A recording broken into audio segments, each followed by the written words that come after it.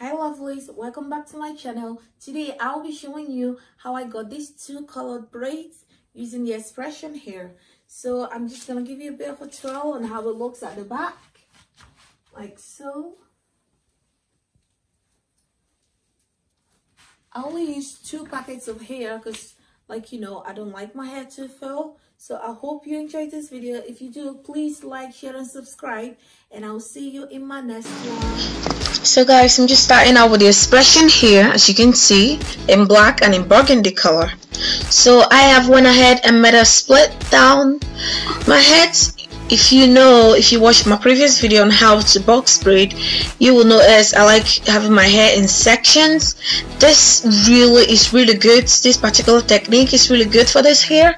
That way you know where you have to put your black hair and where the burgundy color has to be.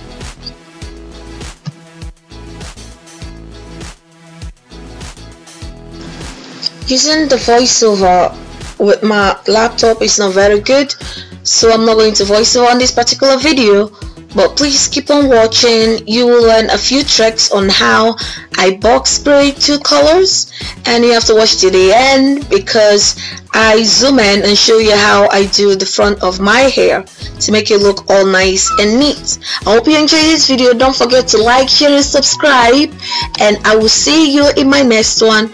Oh, by the way, I say that a lot.